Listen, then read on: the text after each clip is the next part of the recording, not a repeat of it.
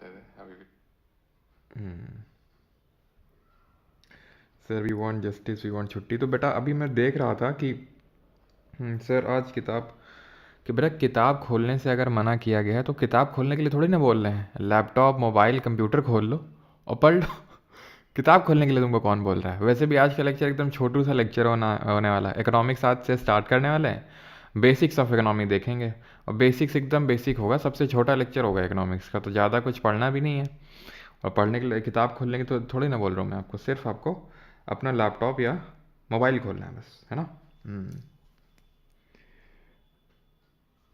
और हाथों में चप्पल लेके भागते थे वो नहीं बताया? अच्छा ये तो नहीं करते थे बेटा तुम करते हो, हमारे हमें पता नहीं। सर शुरू करो, आज अच्छा टॉपिक स्टार्ट कर रहे हो आप। अच्छा।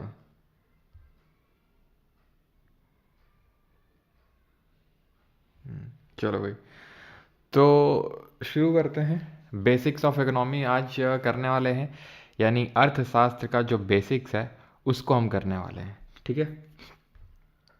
तो अगर हम बात करें जो इकोनॉमिक्स होती है, ना सिर्फ इंडियन इकोनॉमी बल्कि इन जनरल अगर हम इकोनॉमिक्स की बात करें तो इसमें इकोनॉमिक्स को हम दो पार्ट में डिवाइड करते हैं।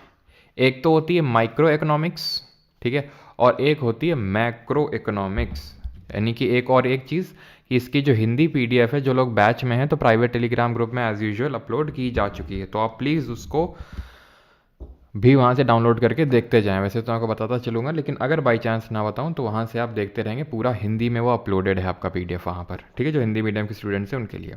तो ये सूक्ष्म अर्थशास्त्र इसको बोलते हैं, इसको समष्टि अर्थशास्त्र बोलते हैं। माइक्रो इकोनॉमिक्स और मैक्रो इकोनॉमिक्स, डिफरेंस क्या होता है दोनों में? माइक्रो और मैक्रो नाम से ही समझ में आ रहा है। माइक्रो का मतलब होता है छोटा, मैक्रो का मतलब होता है बड़ा। जब हम बहुत छोटे लेवल पे, छोटे लेवल का मतलब है इंडिविजुअल या फिर बिजनेस लेवल पे इकोनॉमी को इवेलुएट करें तो उसको हम माइक्रो इकोनॉमिक्स बोलते हैं। जैसे फॉर एग्जांपल हम ये जानना चाहें कि इंडिविजुअल कोई चीज़ खरीद रहा है तो क्यों खरीद रहा है, डिमांड और सप्लाई किस तरह से काम करती है, तो उसको बोलते हैं माइक्रो इकोनॉमिक्स। और मैक्रो इकोनॉमिक्स में आते हैं बड़े कॉन्सेप्ट, जैसे कि इनकम, इन्फ्लेशन, या फिर एम्प्लॉयमेंट, अनएम्प्लॉयमेंट, जो भी आप बोलो, ठीक है। ये सारे जो चीज़ें हैं जहाँ पर हम एक एग्रीगेट लेवल पे चीज़ों को पढ़ते हैं, जहाँ पर हम एग्रीगेट संगठित तौर से चीज़ों को पढ़ते हैं, इंडिविजुअल लेवल पे नहीं, उसको हम मैक्रो इकोनॉमिक्स बोलते हैं। फादर ऑफ माइक्रो इकोनॉमिक्स बोला जाता है एडम स्मिथ को, जिन्होंने बुक लिखी है द वेल्थ ऑफ नेशन। और फादर ऑफ मैक्रो इकोनॉमिक्स बोला जाता है जॉन मेनार्ड किनेस को, जिन्होंने किताब लिखी है जनरल थ्योरी ऑफ एम्प्लॉयमेंट, ठीक है। General theory of employment book किसने लिखी है? जॉन मेनार्ड किनेस ने। एडम स्मिथ को हम एक और नाम से जानते हैं, that is founding father of modern economics, ठीक है,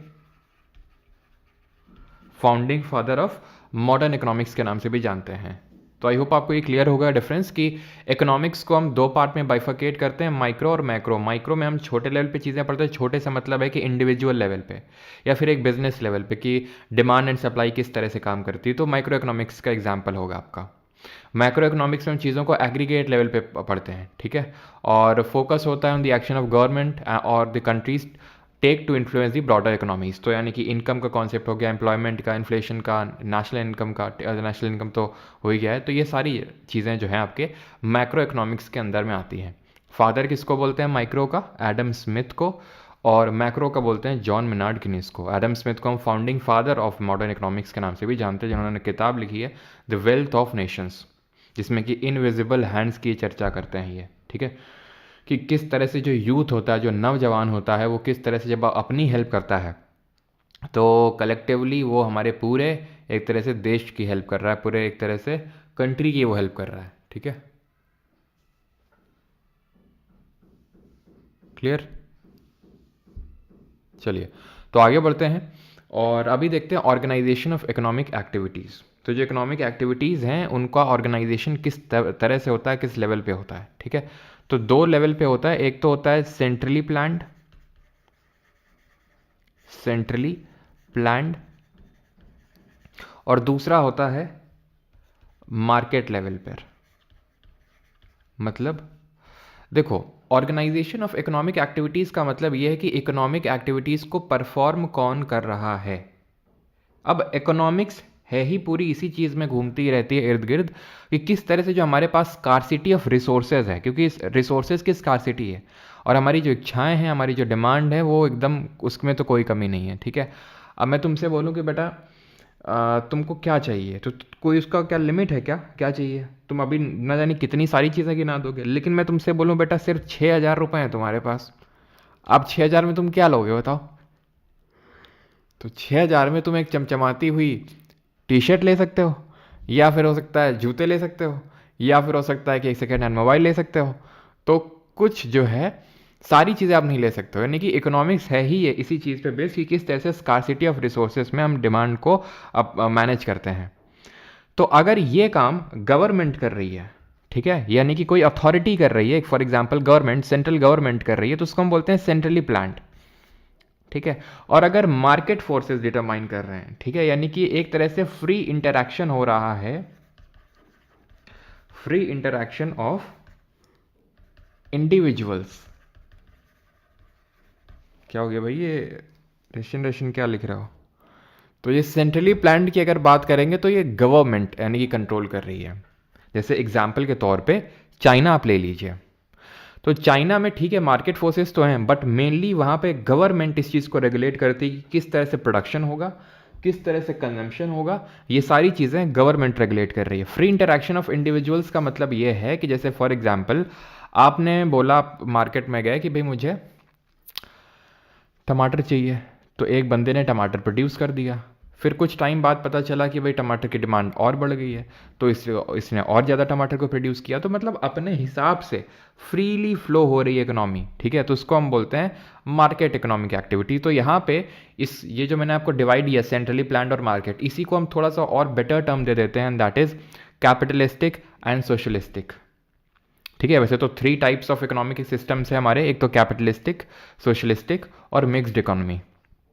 कैपिटलिस्टिक का मतलब होता है पूंजीवाद, आप जानते हैं, हिंदी में आप देखते चलेंगे, government has no share holding. Capitalistic में क्या होता है, गवर्नमेंट की कोई शेयर होल्डिंग नहीं होती। गवर्नमेंट का कोई शेयर होल्डिंग का मतलब है कि गवर्नमेंट यहाँ पर प्लानिंग नहीं कर रही है, चीज़ें सेंट्रली प्लान नहीं है, चीज़ें फ्रीली फ्लो हो रही हैं, जो इंटरेक्शन हो रहे हैं इंडिविजुअल्स के। इंडिविजुअल कौन है, ये बनाने वाला, ठीक है, यानी कि एक तो कंज्यूम करने वाला और एक बनाने वाला, कंजम्पशन करने वाला और प्रोड्यूस करने वाला। इन दोनों का जिस हिसाब से, जैसे कि फॉर एग्जांपल जिस भी चीज़ की डिमांड आ रही है, ठीक है, जैसे मान लेते हैं कि डिमांड आ रही है भाई कि आर्टिफिशियल इंटेलिजेंस की डिमांड आ रही है, तो अब जैसे कि डिमांड बढ़ेगी तो उसी तरह से आर्टिफिशियल इंटेलिजेंस के जो प्रोडक्ट्स हैं वो निकल के आएंगे सामने, लोग बनाना उनको स्टार्ट करेंगे। तो ये एक तरह से क्या हो रहा है, इंटरप्ले हो रहा है चीज़ों का, है नहीं, ठीक है, जिस हिसाब से यहाँ पर इंडिविजुअल्स आपस में इंटरैक्ट कर रहे हैं उस हिसाब से यहाँ पर इकोनॉमी चलती है। सोशलिस्टिक की अगर बात करेंगे तो private sector has no ownership, यानी कि ये मतलब एकदम एक्सट्रीम फॉर्म है। कैपिटलिस्टिक का मतलब गवर्नमेंट का कोई यहाँ पर शेयर होल्डिंग नहीं है, पूरा प्राइवेट ही ओनरशिप है। सोशलिस्टिक की अगर बात करें तो private sector has no ownership, यहाँ पर प्राइवेट सेक्टर के पास कोई ओनरशिप नहीं है, बल्कि गवर्नमेंट सारी चीज़ें रेगुलेट कर रही है लोगों के हितों को ध्यान में रखते हुए कि भाई लोगों को रोड की आवश्यकता है, लोगों को बिजली की आवश्यकता है, तो वो अपने हिसाब से जिन चीज़ों को उसको लगता है कि यहाँ पर लोगों की उसको नेसेसिटी है, तो उसको हम socialistic type of economic system बोलते हैं। और मिक्स्ड की अगर बात करेंगे तो जहाँ पर दोनों चीज़ें चलती हैं, कैपिटलिस्टिक और सोशलिस्टिक, उसको मिक्स्ड बोलते हैं। जैसे इंडिया, अब इंडिया में चलो पहले हम ये डिफ्रेंशिएट कर लेते हैं, देन हम इंडिया के एग्जाम्पल पे आएंगे। तो कैपिटलिस्टिक में अगर हम देखें तो ओनरशिप किसकी है, प्राइवेट की है, ठीक है। अगर हम देखें तो यहाँ पर ओनरशिप आप लिखेंगे, ओनरशिप, ठीक है, तो ओनरशिप यहाँ पर प्राइवेट की है, यहाँ पब्लिक का मतलब ध्यान रखिएगा इकोनॉमी में गवर्नमेंट होता है, ठीक है, इस चीज़ को भूलिएगा नहीं, पब्लिक का मतलब गवर्नमेंट। और मिक्स्ड में दोनों का होता है। इकोनॉमिक मोटिव क्या होता है, कैपिटलिस्टिक में प्रॉफिट होता है, यानी कि मेन तो भाई जो इकोनॉमिक मोटिव होता है कैपिटलिस्टिक इकोनॉमी में, क्योंकि यहाँ पर प्राइवेट ओनरशिप है, तो प्राइवेट बिना प्रॉफिट के तो काम करेगा नहीं। अब मान लो कि कोई एक बंदा आया और वो ये बोलता है कि मुझे इस चीज़ की डिमांड है, और वो सिर्फ वही बोल रहा है, ठीक है, जैसे फॉर एग्जांपल वो बोलता है, एग्जांपल के तौर पे ले लेते हैं कि मुझे एक इस तरह का कंप्यूटर चाहिए कि भाई इसमें ये सारी चीज़ें हो जाएं बस, ठीक है। अब मान लो कि मैंने ये सुना और मुझे लगा कि यार ये सारा बनाने में तो लागत आएगी, कितनी बनाने में लागत आएगी 50,000, ये बंदा तो कितना देगा 40,000, तो मैं क्यों प्रोड्यूस करूंगा उसको? या फिर फॉर एग्जांपल मान लेता हूँ ये 60,000 रुपये देगा, तो मैं 10,000 के लिए क्यों प्रोड्यूस करूंगा? अगर मुझे लगे कि यार इसकी जो डिमांड है तो बहुत डिमांड है, मोटा प्रॉफिट में कमा सकता हूँ, तो ही प्रोड्यूस करूंगा ना। तो कैपिटलिस्टिक में जो मोटिव होता है वो होता है कि भाई प्रॉफिट एक्सट्रैक्ट करना। ठीक है, आपको भी पता है जहाँ पे ज़्यादा प्रॉफिट होता है वहाँ उतना ही कंपटीशन होता है मार्केट में। सोशलिस्टिक की अगर बात करेंगे तो यहाँ पर सोशल वेलफेयर मेन मोटिव होता है, लोगों का भला करना, लोगों की भलाई। कि भाई अभी मैंने आपको बताया सोशलिस्टिक मतलब जहाँ पर प्राइवेट की ओनरशिप नहीं, यानी सेंट्रली प्लान्ड है, यानी कि गवर्नमेंट उसको रेगुलेट कर रही है और गवर्नमेंट अपने हिसाब से पब्लिक गुड्स क्रिएट करती है लोगों के वेलफेयर के लिए। और मिक्स्ड में क्या होता है, दोनों होता है। गवर्नमेंट के यहाँ पर कोई रोल नहीं होता, यहाँ पर कंप्लीट इन्वॉल्वमेंट होता है और यहाँ पर लिमिटेड रोल होता है। इनकम डिस्ट्रीब्यूशन की अगर बात करेंगे तो यहाँ पर अनइक्वल होता है, क्योंकि भाई अगर जो प्रोड्यूसर है वो धीरे धीरे धीरे उसके पास प्रॉफिट जाएगा और जो एक तरह से कंज्यूम कर रहा है उसके पास से एक तरह से इनकम जा रही है, जैसे कि उसी को हम बोलते हैं इनइक्वालिटी बढ़ना, है ना। जो हमारी अपोजिशन गवर्नमेंट्स हैं वो बोलती रहती हैं अंबानी अडानी के पास सारा पैसा जा रहा है और भारत में बहुत ज़्यादा इनइक्वालिटी ऐसा मानता है। ठीक है, तो वो आप एग्जाम्पल यहाँ पे थोड़ा सा अज्यूम कर सकते हो कैपिटलिस्टिक में, कि जहाँ पर जो प्रोड्यूसर्स होते हैं, जैसे फॉर एग्जांपल अगर हम अंबानी जी की अगर बात कर लें, जैसे हम टेलीकॉम इंडस्ट्री की बात कर लें, तो टेलीकॉम इंडस्ट्री में अगर आप ध्यान से देखें तो बहुत ही कम प्लेयर्स हैं, गिने चुने हैं। एयरटेल है, जियो है, वोडाफोन आइडिया, BSNL तो खैर सोशलिस्ट मतलब एक पब्लिक है ना, गवर्नमेंट ओन्ड है वो। तो जितना भी प्रॉफिट आ रहा है, ठीक है, यानी कि जितने भी लोग रिचार्ज करवा रहे हैं मोबाइल में, जो भी एक्टिविटी कर रहे हैं, सारा पैसा कहाँ जा रहा है, इन्हीं लोगों के पास में, राइट। लेकिन अगर गवर्नमेंट के हाथ में जाता तो उससे क्या होता है, जैसे फॉर एग्जांपल BSNL को दिया आपने, तो BSNL को दिया तो वो गवर्नमेंट ओन्ड है, तब वो गवर्नमेंट ओन्ड है तो गवर्नमेंट के पास पैसा जाएगा, गवर्नमेंट उसको फर्दर बाकी एक्टिविटीज़ में लगाएगी। अब इससे आप ये अज्यूम मत कर लेना कि कैपिटलिस्टिक बेकार होता है, सोशलिस्टिक अच्छा होता है, सच कोई ब्लैक एंड वाइट नहीं होता है। अगर मैं प्रोज एंड कॉन्स में ही जाएंगे तो कैपिटलिस्टिक का भी प्रो है। क्या प्रो है? क्योंकि सोशलिस्टिक मेनली पॉपुलिस्टिक इन नेचर होता है। पॉपुलिस्टिक का मतलब होता है जैसे कि फ्री बिजली दे देंगे, फ्री पानी दे देंगे, फ्री ये दे देंगे, फ्री वो देंगे, आप सुनते रहते हो ना, फ्री हमें 1,000 रुपये देंगे, फ्री 1,500 रुपये देंगे। तो गवर्नमेंट जो है चुनाव के टाइम पे आते ही लुटाना शुरू कर देती है। सिर्फ चुनाव उसका मकसद होता है कि भाई बस हम जीत जाएं, बस बने रहें सत्ता में। और मान लो अगर सत्ता चेंज हो गई तो सारी पॉलिसीज़ भी चेंज हो जाती, बहुत सारी पॉलिसीज़ भी चेंज हो जाती हैं। तो उसमें नुकसान किसका होता है? नुकसान जो टैक्स पेयर का पैसा है, वो पैसा तो गवर्नमेंट का भी नहीं ना, वो तो टैक्स पेयर का है। कैपिटलिस्टिक में अगर आप देखेंगे तो भले इनइक्वालिटी है, लेकिन आप देखिए इंडस्ट्रीज़ अगर सेटअप होंगी, उद्योग लगेंगे, ठीक है, बिजनेस खड़े होंगे, तो उससे लोगों को एम्प्लॉयमेंट मिलेगा। भले इनइक्वालिटी जनरेट होगी, लेकिन अगर मान लो कि किसी के हाथ में अभी 0 रुपये था, ठीक है, मान लेते हैं कि 0 रुपये, या फिर मान लेते हैं किसी के हाथ में 10 रुपये है, ठीक है, और ये मान लेते हैं कि प्रोड्यूसर टाइप है, इसके पास है 50 रुपये, ठीक है। अब मान लो इसने इंडस्ट्री सेटअप कर दी, उसने 50 का बना लिया, मान लेते हैं कि 1,000, ठीक है, 5,000 बना लिया, और इसको एम्प्लॉयमेंट दे दिया तो इसका 10 का 100 हो गया। तो इनइक्वालिटी तो बहुत ज़्यादा है, लेकिन आप ये भी तो देखिए कि उस बंदे ने तो यहाँ पर इस पूरे में, ठीक है, आप समझ रहे हैं कि इसमें उसका भी तो पॉजिटिव हुआ है यहाँ पर। तो कैपिटलिस्टिक ऐसा नहीं कि मतलब बेकार ही होता है या फिर बहुत अच्छा ही है बेकार है, सोशलिस्टिक अच्छा है बेकार है। हर चीज़ के प्रोज एंड कॉन्स हैं। जैसे इंडिया की अगर बात करें तो इंडिया में पहले, यानी कि जब हम बोल सकते हैं कि आज़ाद हुए थे, तो उस टाइम तक, खासकर 1991 तक, हम बहुत ज़्यादा सोशलिस्टिक टाइप थे। हम थोड़ा सा USSR से ज़्यादा इंस्पायर्ड थे और हम पूरी तरह से, फिर बहुत हद तक हम सोशलिस्टिक थे, ठीक है। प्राइवेट प्लेयर को खेलने का मौका ही नहीं दे रहे थे। 1991 में हमें जॉल्ट लगा, हम इसके बारे में आगे इकोनॉमिक्स में डिस्कस करेंगे क्यों लगा, कैसे लगा। तो बस आप ये समझ लीजिए 1991 में इंडिया को एक बहुत बड़ा इकोनॉमिक क्राइसिस झेलना पड़ा था। वो बैलेंस ऑफ पेमेंट अभी आपको समझ में आएगा नहीं, तो मैं वो टर्म्स यूज़ करूँगा नहीं। तो उसके बाद हमने कहीं ना कहीं कैपिटलिज्म को थोड़ा सा ज़्यादा जोर देने की कोशिश करी, क्योंकि कैपिटलिज्म होगा तो थोड़ा और इंडस्ट्री सेटअप होंगे, बिजनेसेस खड़े होंगे, और इसी वजह से आप देखते रहते होंगे, सुनते रहते होंगे कि जो गवर्नमेंट है वो क्या करना चाह रही है, ठीक है।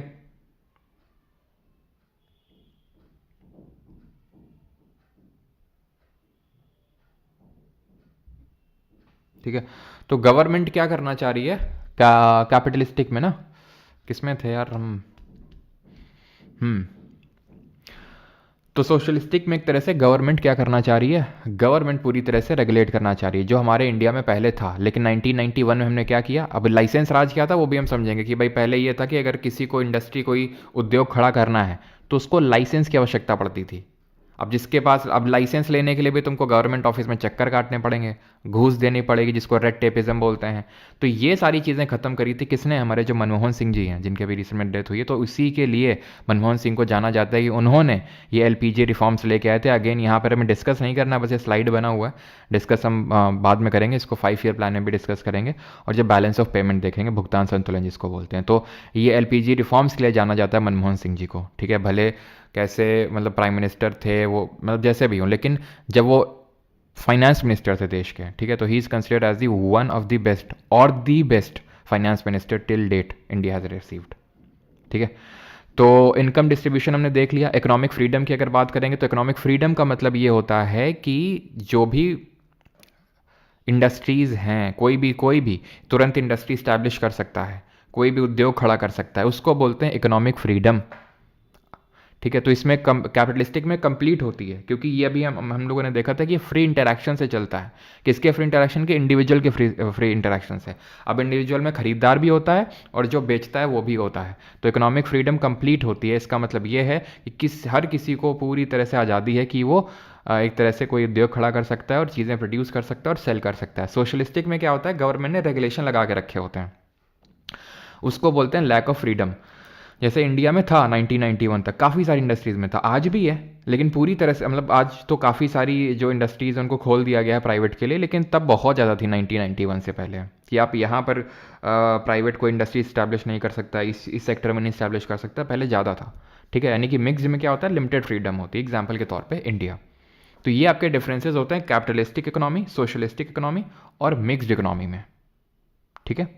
अब डिसइन्वेस्टमेंट क्या होता है? तो जब गवर्नमेंट अपनी शेयर होल्डिंग बेचती है तो उसको डिसइन्वेस्टमेंट बोलते हैं। खैर वो चीज़ अभी आपको जानने की ज़रूरत नहीं है, ये हम लोग देखेंगे जब रेवेन्यू रिसीट, कैपिटल रिसीट, ये सब देखेंगे तो वहाँ पर भी हम लोग इसकी चर्चा करेंगे। अब ये आते हैं पब्लिक गुड और प्राइवेट गुड में अंतर क्या होता है। जैसे फॉर एग्जाम्पल मैं बोल दूँ रोड, और एक एग्जाम्पल ले लूँ मैं कार, ठीक है। मैं एक एग्जाम्पल ले लूँ कार और एक एग्जाम्पल मैं ले लूँ रोड, तो इन दोनों में क्या अंतर है? दोनों ही एक तरह से हम देखें तो गुड हैं, ठीक है। रोड भी है, कार भी है। तो इन दोनों में अंतर ये है कि जो रोड है वो पब्लिक गुड है। पब्लिक गुड का मतलब है गवर्नमेंट ने क्रिएट किया एक तरह से, ठीक है, आप इसको ऐसे रिलेट कर सकते हो। और प्राइवेट गुड का मतलब है वो मैंने, यानी कि किसी प्राइवेट ने उसको खरीद रखा है। अब इन दोनों में अंतर क्या होता है? अंतर ये होता है कि जो प्राइवेट गुड होता है वो राइवलरस नेचर क्या होता है, और जो पब्लिक गुड होता है वो नॉन राइवलरस होता है। इसका क्या मतलब होता है राइवलरस और नॉन राइवलरस का? राइवलरस का मतलब ये होता है, और हिंदी में ये वाला सेक्शन नहीं होगा आई थिंक, ठीक है, तो ऐड कर लेना उसको। तो राइवलरस की अगर बात करेंगे तो इसका मतलब ये होता है कि provide satisfaction to only one person, और नॉन राइवल्स मतलब प्रोवाइड सेटिस्फैक्शन टू ऑल। इसका मतलब सिंपल ये है कि ऐसा नहीं है कि इसमें बहुत कोई राइवलरी है। जैसे कि अगर आप रोड यूज़ कर रहे हो तो वो रोड मेरे लिए भी है, वो रोड सब के लिए है, ऐसा किसी एक बंदे के लिए नहीं है। और अगर प्राइवेट गुड है, जैसे फॉर एग्जांपल अगर मैंने कार खरीद रखी है, तो वो ऐसा तो है नहीं कि मुफ्त का चंदन घिस मेरे नंदन, कि आओ तुम भी चलाओ और जाओ। पब्लिक गुड में क्या होता है? पब्लिक गुड में हमें फ्री राइडरशिप देखने को मिलती है। फ्री राइडरशिप वही होती है, मुफ्त का चंदन घिस मेरे नंदन, और कोई ज़्यादा किसी को लोड लेने का दिक्कत है नहीं। जैसे फॉर एग्जाम्पल अगर आपने देखा होगा पब्लिक टॉयलेट का क्या हाल होता है रेलवेज़ वगैरह में, जाते हैं ना आप रेलवेज़ में, तो क्या हाल होता है उनका हाल किस लिए होता है? अरे हमारा थोड़ी ना है, ये होता है मेंटालिटी, ठीक है। अब दो तरह की मेंटालिटी हो सकती हैं, जैसे कि हमारे इंडिया में तो यही मेंटालिटी होती है कि भाई हमारा थोड़ी ना है। जैसे मान लो कि कुछ लगा हुआ है, जैसे तुमने देखा होगा कि चद्दर उठा ले जाते हैं रेलवे में, कुछ हैंडल उखाड़ के ले गए, टॉयलेट पूरा ऐसे ही सब खराब कर रखा है, क्यों? हमारा थोड़ी ना है। तो इसी को बोलते हैं मुफ्त का चंदन घिस मेरे नंदन, यानी कि फ्री राइडरशिप, ठीक है। और ये एक तरह से हमारी कहीं ना कहीं सिविक सेंस को भी दिखाता है, ठीक है। सिविक सेंस का मतलब ये होता है कि जब हमें कोई नहीं देख रहा है तब हम कैसे बिहेव कर रहे हैं। और हमारे इंडिया में अनफॉर्चुनेटली बहुत बेकार है। भले हम चाहे जितनी धार्मिक कंट्री है, भले हम जितनी धार्मिक बातें कर लें, लेकिन हैं तो हम, मतलब अभी भी अगर देखा जाए तो ये सारी चीज़ें काफ़ी लैकिंग है हमारे इंडियन सोसाइटी में। जो सिविक सेंस वाली चीज़ है कि भाई जब कोई नहीं देख रहा है तब हम कैसे बिहेव कर रहे हैं। कि मान लो कि कोई सी, जैसे फॉर एग्जांपल आपकी जॉब लग जाएगी, ठीक है, तो अब आप हो और एक बंदा कोई आपसे कुछ काम करवाने के लिए आया और कोई देख नहीं रहा, कोई सीसीटीवी कुछ नहीं लगा आपको, ठीक है। अब आप, एक तो ये है कि भाई उससे घूस मांगो, ठीक है, तो वो दिखाता है कि आपका सिविक सेंस कैसा है ना। कि सिर्फ बोलने से नहीं हो जाएगा कि भाई, है ना, कि भगवान से डरो, और ये हमें सिविक सेंस भी दिखाने की आवश्यकता है। अखिल बेटा किससे पैसे लेके आए हो ये बताओ पहले तुम आज। हैं? क्यों? किससे पैसे लेके आओ ये बताओ तुम।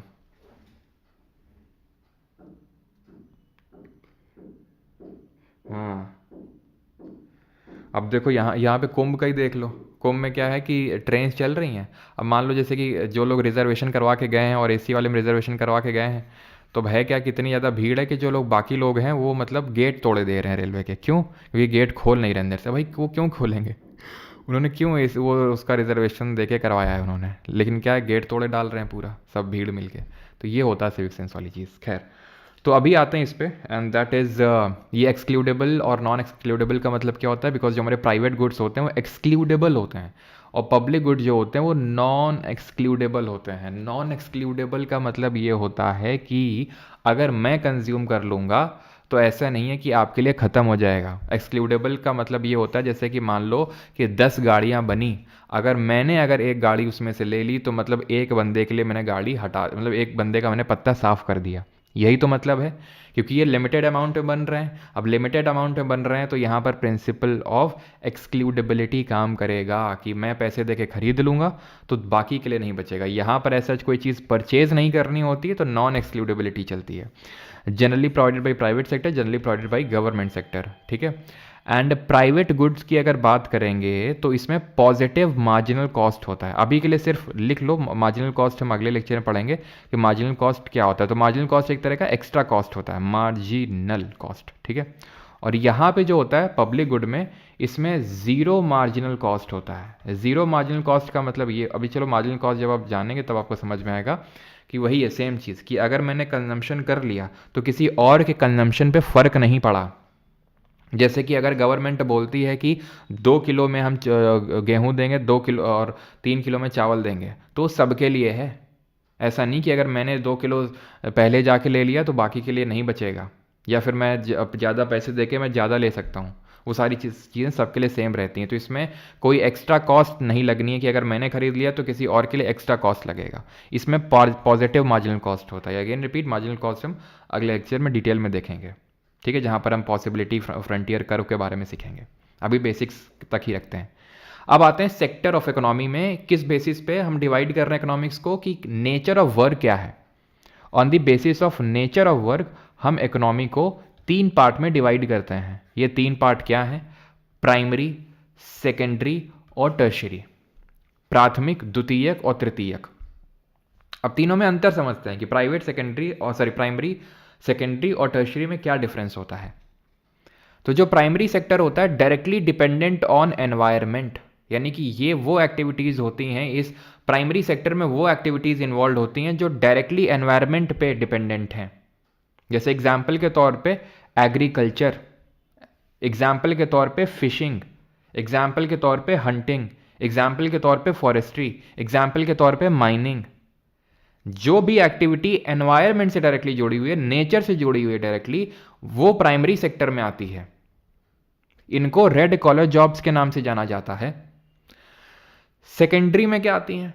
सेकेंडरी सेक्टर को मैन्युफैक्चरिंग सेक्टर के नाम से भी जाना जाता है। जैसे कि प्राइमरी सेक्टर को कभी कभी हम एग्रीकल्चर सेक्टर बोल देते हैं, क्योंकि इसमें से जो सबसे प्रमुख एक्टिविटी है वो एग्रीकल्चरल एक्टिविटी है, तो इसको हम एग्रीकल्चर सेक्टर भी प्यार से बोल देते हैं। उसी तरह सेकेंडरी सेक्टर को मैन्युफैक्चरिंग सेक्टर बोल देते हैं। अब ये अलग कैसे है दोनों आपस में? तो बहुत आसान है। प्राइमरी सेक्टर मतलब नेचर से जुड़ी हुई एक्टिविटी है, तो नेचर से जो भी चीज़ हम निकालेंगे डायरेक्टली तो बेच नहीं देंगे जाके। जैसे कि एग्जाम्पल के तौर पे इस बंदे मान लेते हैं कि यहाँ पर माइनिंग हुई। अब माइनिंग किसी मेटल वगैरह की हो रही होगी, ठीक है। जैसे मान लेते हैं गोल्ड की माइनिंग हो रही, आयरन की, तो ऐसा तो है नहीं कि सीधे उठा के पत्थर और आयरन बेच देंगे कि लो अपना निकालो। भाई तुम लाते हो तो स्टील का कुछ लाते हो ना, कि जैसे स्टील की चम्मच है, स्टील की थाली है, तो स्टील तो नहीं निकल रहा है यहाँ से तो मिनरल एक्सट्रैक्शन हो रहा है, उसके बाद उसकी प्रोसेसिंग होगी, ठीक है, एंड देन आपके घर तक पहुँचेगा। आप टेबल, ठीक है, आपके घर में आपने हो सकता है अभी आप टेबल आपके सामने रखी हो, तो वो टेबल ऐसा तो है नहीं कि टेबल डायरेक्टली नेचर से मिल गई थी, लकड़ी मिली थी, लकड़ी से देन काम किया गया, उसको मैन्युफैक्चर किया गया, देन आपको मिला वो टेबल, ठीक है। देन यहाँ पर अगर बात करेंगे जैसे कि फिशिंग हो गया, तो काफ़ी लोग मछली खाते हैं, खासकर वेस्ट बंगाल और साउथ इंडिया में बहुत खाते हैं, है ना। तो फिशिंग की अगर बात करें तो फिशिंग ऐसे तो नहीं डायरेक्टली आप मतलब निकाल, हाँ कुछ लोग खा भी लेते हैं, लेकिन मेन अगर हम सेल करने के पर्पज़ से देखें तो उसको पहले सारी चीज़ें उसको एकदम फिनिश किया जाता है, मतलब एक तरह से मैन्युफैक्चर ही हम बोल सकते हैं किया जाता है, देन उसको सेल किया जाता है। एग्रीकल्चर में अगर हम बात करें, जैसे फॉर एग्जांपल बिस्किट खा रहे हैं, तो बिस्किट में वो गेहूं का बना हुआ है।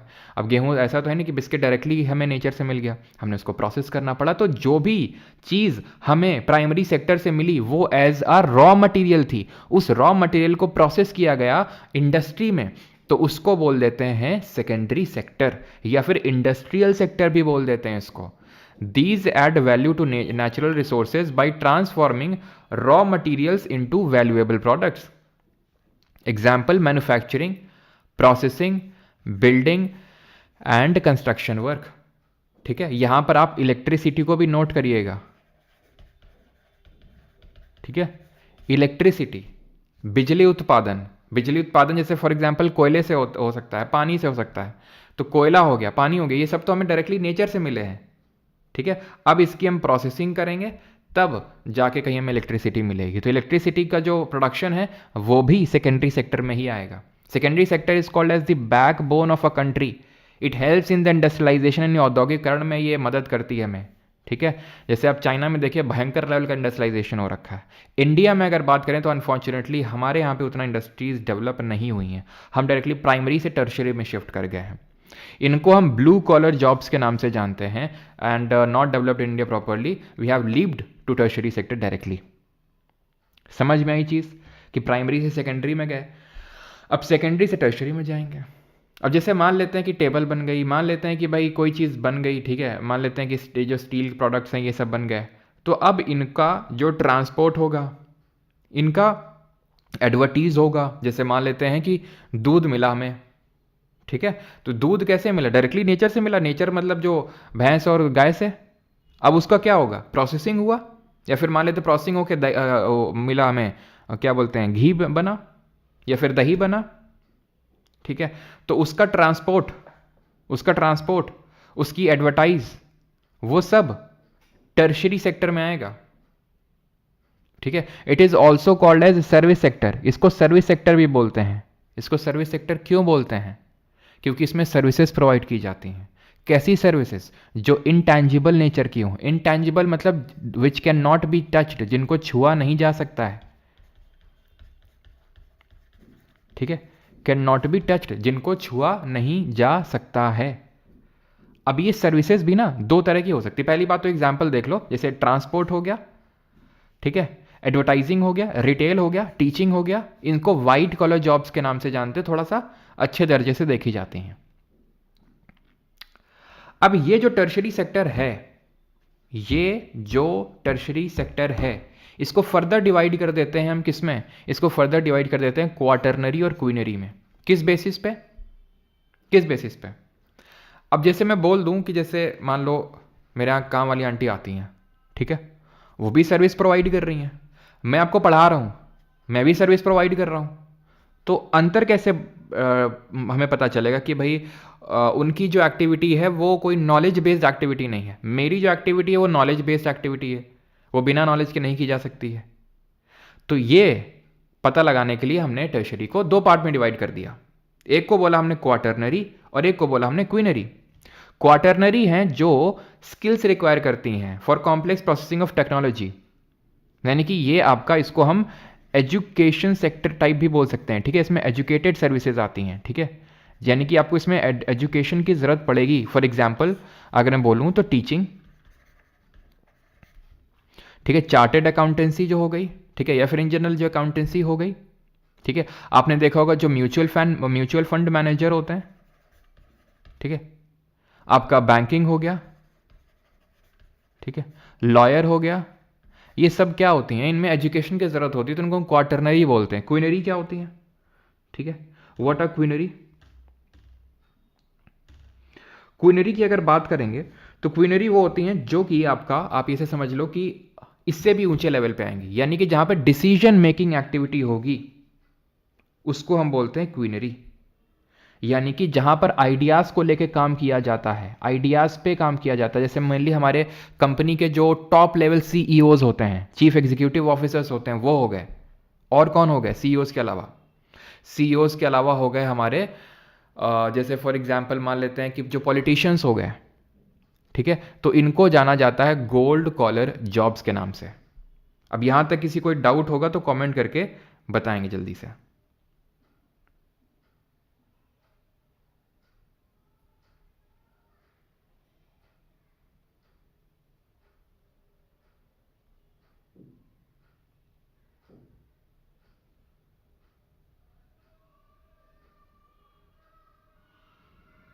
यहां तक किसी को कोई डाउट?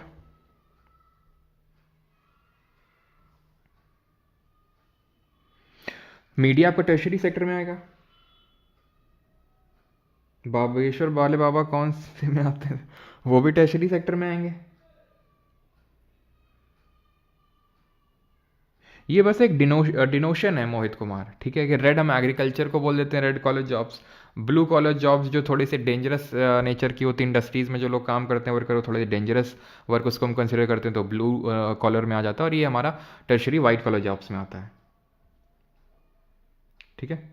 ऑलराइट, क्वार्टरनरी रिपीट कर दीजिए कृष्णा। ओके, रिपीट करते हैं।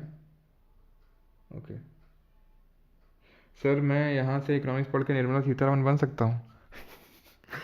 मतलब अपनी बेइज्जती करवा रहे हो क्या? हैं, अब तुम अगर बोलो यहाँ से मैं पढ़ के क्या मनमोहन सिंह बन सकता हूँ तो समझ में भी आएगा। या फिर यहाँ से मैं पढ़ के किसी इकोनॉमिस्ट का नाम बताओगे तो ठीक है, निर्मला सीतारमन जी ठीक है फाइनेंस मिनिस्टर है, लेकिन वो इकोनॉमिस्ट नहीं है भाई, स्टडीज़, ठीक है। खैर, तो यहाँ पे आते हैं और क्वार्टरनरी का डिस्कस करना था। तो क्वार्टरनरी एक वो एक्टिविटीज़ होती हैं जो बिना एजुकेशन के जो सर्विसेज प्रोवाइड नहीं की जा सकती हैं, वो आती हैं क्वार्टरनरी में, ठीक है। और क्वीनरी और आ जाएंगी जो बड़े लेवल की हैं, ठीक है। इसको आप यहाँ से हटा देंगे। आगे बढ़ते हैं और अब हम देखते हैं कि रोल किसका कितना है, ठीक है, हमारे जीडीपी। तो इसको मतलब ठीक है लिखा हुआ है यहाँ पे, लेकिन आपको अलग से यहाँ पर बना के बताता हूँ आपको। जो आपके एग्जाम में क्वेश्चन बनता है कि जो 2011 की जो जनगणना है, 2000 का जो सेंसस है, उसके हिसाब से, ठीक है, उसके हिसाब से प्राइमरी सेक्टर, चिड़िया की आवाज़ सुनाई दे रही तुम लोगों को? काफ़ी मज़ा आ जाती है सुबह सुबह, है ना। बहुत अलग अलग तरह की चिड़िया आती है, तुम्हें दिखाएंगे किसी दिन। एक तो तुरंत उड़ जाती हैं फ़ोटो खींचो तो, है ना। तो प्राइमरी, सेकेंडरी और टर्शरी, तो यहाँ पर इनका कितना लेबर फोर्स पार्टिसिपेशन है, LFPR में लिख रहा हूँ, यानी कि कितने लोग यहाँ पर एम्प्लॉयड हैं, ठीक है, 2011 के सेंसस के हिसाब से। एंड कंट्रीब्यूशन इन जीडीपी, ठीक है, परसेंटेज कंट्रीब्यूशन इन जीडीपी, जो हमारा जीडीपी है। अब जिन लोगों को जीडीपी तो आई थिंक यार पता होगा, जीडीपी तो सभी लोग सुनते रहते हैं, मतलब ठीक है, उतना डिटेल में नहीं पता होगा और इसीलिए तो हम इकोनॉमिक्स में उस चीज़ को पढ़ेंगे, ठीक है, लेकिन इतना तो पता होगा जीडीपी मतलब कोई अच्छी चीज़ होती है ना। जीडीपी से हम ग्रोथ को डिनोट करते हैं किसी कंट्री की। तो एग्रीकल्चर सेक्टर की अगर बात करेंगे या फिर नहीं प्राइमरी सेक्टर में, ठीक है, प्राइमरी को हम एग्रीकल्चर बोल देते हैं बिकॉज मेनली इसमें एग्रीकल्चरल एक्टिविटीज आती हैं, 54.6%, सेकेंडरी सेक्टर में 24.3% एंड टर्शरी सेक्टर में रफली 21.1। आप 21 भी याद करने को कर सकते हैं, ठीक है। परसेंटेज इन जीडीपी की अगर बात करेंगे तो 14.39%, सेकेंडरी सेक्टर में बात करेंगे 31.46% और टर्शरी सेक्टर में अगर बात करेंगे तो 54.15%। ये ध्यान रखिएगा, डेटा इंपॉर्टेंट है कि किसका कितना कंट्रीब्यूशन है जीडीपी में और लेबर फोर्स पार्टिसिपेशन रेट कितना है। यानी कि आप एक चीज़ यहाँ पर नोटिस कर पा रहे होंगे कि हमारे इंडिया में जब हम बात करते हैं तो सबसे ज़्यादा लोग एम्प्लॉयड हैं कहाँ पर, प्राइमरी सेक्टर में, और सबसे ज़्यादा कंट्रीब्यूशन जीडीपी का कहाँ से निकल के आ रहा है, टर्शरी सेक्टर से। सबसे ज़्यादा लोग रोजगार यहाँ पर मिला हुआ है लेकिन जीडीपी में कंट्रीब्यूशन इसका आ रहा है, और सबसे कम लोग हैं टर्शरी सेक्टर में, सबसे कम लोग हैं टर्शरी सेक्टर में, और सबसे ठीक है कम कंट्रीब्यूशन है एग्रीकल्चर से प्राइमरी सेक्टर का। जहाँ पर सबसे ज़्यादा लोग एम्प्लॉयड हैं उसी का कंट्रीब्यूशन सबसे कम है जीडीपी में, और जहाँ पर सबसे कम लोग एम्प्लॉयड हैं उसका कंट्रीब्यूशन जीडीपी में सबसे ज़्यादा है। जब एक नेशन डेवलप होता जाता है, डेवलपिंग अंडर डेवलप्ड से डेवलप्ड नेशन की ओर बढ़ता है, तो टर्शरी एक्टिविटीज़ का रोल बढ़ जाता है बिकॉज लोगों को अलग अलग तरह की सर्विसेज चाहिए होती हैं, ठीक है। जैसे कि टीचिंग, जैसे कि ठीक है, लोग नॉलेज बेस्ड सर्विसेज ज़्यादा चाहते हैं। जैसे फॉर एग्जांपल अब लोग कहाँ पे ये सीखना चाहेंगे कि हाउ टू बेटर कम्युनिकेट, यानी कि कम्युनिकेशन स्किल्स को कैसे अच्छा करें।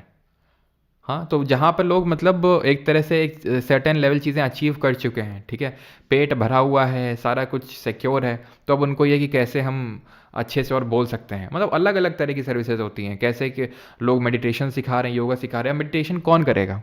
मेडिटेशन है कोई मजदूर तो करेगा नहीं बैठ के, भाई उसको तो पहले पेट पालना है। तब स्पिरिचुअलिटी की बात आएगी। मैस्लोस का अगर हम हायरार्की लेवल देखें तो, है ना, पहले हम पेट पालेंगे देन, है ना, मैस्लो का हायरार्की आई थिंक सभी को पता होगा क्या है, कि हम पहले प्राइमरी अपनी जो बेसिक नीड्स होती हैं लाइफ को, उनको फिलफिल करते हैं, देन वो स्पिरिचुअलिटी की ओर बढ़ते हैं। डायरेक्टली स्पिरिचुअलिटी में नहीं चले जाते हैं, राइट। तो जैसे जैसे एक कंट्री बढ़ता है तो उसमें टर्शरी सेक्टर डेवलप होता है, लेकिन हमारे यहाँ थोड़ा सा दुर्भाग्य रहा है कि सेकेंडरी सेक्टर, जिसको बैकबोन ऑफ द इकोनॉमी, लेकिन हमारे यहाँ जो बैकबोन बोला जाता है ना, ये चीज़ ध्यान रखना, एक चीज़ यहाँ पे ध्यान रखना, भले ये बैकबोन लिखा हुआ है, ठीक है, कहाँ पर नहीं लिखा हुआ ना, लिखा था क्या कहीं पे, बैकबोन ऑफ इकोनॉमी, ठीक है। तो ये ध्यान रखना, इंडिया में एग्रीकल्चर सेक्टर को बैकबोन ऑफ इकोनॉमी कंसिडर किया जाता है इंडिया में। वैसे in general across the world industrial sector को वो किया जाता है, ठीक है। हमारे यहाँ पे बैकबोन ऑफ इकोनॉमी इसको माना जाता है, ठीक है। क्लियर है कि टर्शरी सेक्टर का सबसे ज़्यादा कंट्रीब्यूशन है हमारे जीडीपी में। यहाँ पे हमारा आज का लेक्चर होता है ख़त्म। अब हम करेंगे क्वेश्चंस, ठीक है। तो छोटा सा लेक्चर था, इसीलिए मैंने आपको बोला था ज़्यादा आज नहीं पढ़ना है, ठीक है। बेसिक्स ऑफ इकोनॉमी है तो बेसिक्स ही हमने पढ़े, और बाकी जिन लोगों को बैच वगैरह में एनरोल करना है तो इंग्लिश का भी है। बाकी जो लोग जीके 3.0 में हैं तो उनको इंग्लिश का अलग से करने की ज़रूरत नहीं है, बिकॉज इसी के अंदर आपको क्लासेस मिल जाएंगी, ठीक है। और कुछ आपका डाउट वगैरह होता है तो चैट सेक्शन में जाके आप कुछ भी डाउट अगर आपको पूछने हैं तो आप पूछ सकते हैं। मतलब डाउट बैच वाले डाउट नहीं, यानी कि जो मैंने पढ़ाया है उसको लेके जो डाउट है वो तो आपका जो बैच के अंदर जो आपको डाउट सेक्शन मिलता है उसमें आप पूछ सकते हैं, बट यहाँ पे इन जनरल, ठीक है। तो ये है सारी चीज़ें, और बाकी ई बुक्स आपको फ्रीली मिल जाएंगी कहाँ पर, एप्लीकेशन पर। अब हम क्वेश्चन करते हैं कि क्वेश्चन में थोड़ा सा और मज़ा आएगा करने में। चलो, तो ये पहला क्वेश्चन करो। पहले हम यूपीएससी के 4-5 क्वेश्चंस करते हैं, देन उसके बाद एसएससी वाले में भी आएंगे। And let me tell you एक चीज़, ठीक है, कि प्लीज़ सभी लोगों से विनती है हाथ जोड़ के मेरी, ठीक है। इकोनॉमिक्स में कोई बहुत ज़्यादा लेक्चर्स आपको नहीं कराऊंगा, लेकिन जितने कराऊंगा प्लीज़ अच्छे से देख लीजिएगा, उससे चीज़ें बाहर नहीं जाएंगी, लेकिन उसको करके अच्छे से रिवाइज़ कर लीजिएगा, ठीक है। रिवीजन डेली बेसिस पे रखिएगा। मैं अपनी साइड से पूरा अपना एफर्ट डालूंगा कि वो चीज़ आपको समझा दूँ अच्छे से, और सिर्फ वही उतना ही कंटेंट दूंगा जो आपके एग्जाम के लिए इंपॉर्टेंट है, ठीक है। और वो हम इसीलिए क्वेश्चंस भी करते हैं सो दैट आप जज कर सको, ठीक है, कि भाई हाँ जो हमने चीज़ें पढ़ी हैं वो टू दी पॉइंट है, वो एकदम रेलेवेंट है। बस आपको ये ध्यान रखना है कि आप प्लीज़ कंसिस्टेंट रहें। अब जितने लोग आज हैं मुझे पता है उतने लोग कल नहीं रहेंगे, ये तो पक्की बात है, लेकिन अगर आप कंसिस्टेंट रह सकें, बस मेरे कहने का मतलब ये है कि अगर 10 लोग भी मेरी बात सुन के अगर कंसिस्टेंट रह पाए, तो इसलिए मैं बस बोल रहा हूँ आपको कि प्लीज़ कंसिस्टेंट रहें, तो वो ज़्यादा सही रहेगा। या तो आप शुरू ही मत करें किसी चीज़ को, और शुरू करें तो उसको फिनिश ज़रूर करें, ठीक है, किसी भी चीज़ को। इन नॉट सिर्फ इसी लेक्चर की मैं बात नहीं कर रहा हूँ। Which are the following central features is not associated with the capitalistic economy. तो कैपिटलिस्टिक इकोनॉमी यानी पूंजीवादी अर्थव्यवस्था के संबंध मुख्य विशेषताओं में शामिल नहीं है। There is generalized commodity production, it has market value. Productive wealth is held predominantly in private hands. Economic life is organized according to market principles. Uh, Economic organization is based on the planning, a supposedly rational process of resource allocation. Sir capitalistic economy की बात हो रही है। अब आप इन 3 statement को नीचे वालों को ध्यान से पढ़िए, या फिर आप इन 2 को ध्यान से पढ़िए। ये 2 आपको सिमिलर और कंट्रास्टिंग ऑप्शंस नहीं लग रहे हैं, जो हम नेटो बोल रहे हैं, फिर जो भी बोल लो ऑप्शन एलिमिनेशन टेक्निक में पढ़ते हैं, कि सिमिलर और कंट्रास्टिंग ऑप्शन में हमें जनरली आंसर देखने को मिलता है। ये बोल रहा है इकोनॉमिक लाइफ, ये तो आपको पक्का पता है, सबको सबने इसको एलिमिनेट कर दिया होगा, हाँ ये तो सही है, हमसे नॉट करेक्ट पूछा। कैपिटलिस्टिक यानी पूंजीवादी का मतलब ये होता है कि प्राइवेट हैंड में वेल्थ है, प्रीडोमिनेंटली प्राइवेट प्लेयर्स एसोसिएटेड हैं। और कैपिटलिस्टिक और सोशलिस्टिक में क्या अंतर पड़ा था आप देख लो, चाहे कैपिटलिस्टिक सोशलिस्टिक बोल लो, या फिर जो हमने वो 2 तरह के ये ऑर्गेनाइजेशन पढ़े थे, सेंट्रली प्लान्ड जिसको कि हम सोशलिस्टिक बोल रहे थे, और एक तो मार्केट का जो फ्री इंटरेक्शन होता है इंडिविजुअल्स का, ठीक है, तो वो हमने पढ़ा था। अब यहाँ पे देखिए, economic life is organise according to market principles, यही तो होता है कैपिटलिस्टिक में। Economic organisation is based on planning, central planning होती है, सेंट्रल अथॉरिटी होती है, वो प्लानिंग करती है, उसके बेसिस पे रिसोर्स एलोकेशन किया जाता है, किस तरह से प्रोडक्शन होगा, कंजम्पशन होगा, रिसोर्स एलोकेशन होगा। तो ये होता है आपका सोशलिस्टिक टाइप में, जहाँ पे एक सेंट्रल प्लानिंग होती है। Among the following countries where did the idea of social market economy emerge, निम्नलिखित में से किस देश में 1950 के दशक में सामाजिक बाजार अर्थव्यवस्था जो है उसका विचार सामने आया था? तो सबसे पहले जर्मनी में कॉन्सेप्ट निकल के आया था सोशल मार्केट इकोनॉमी का।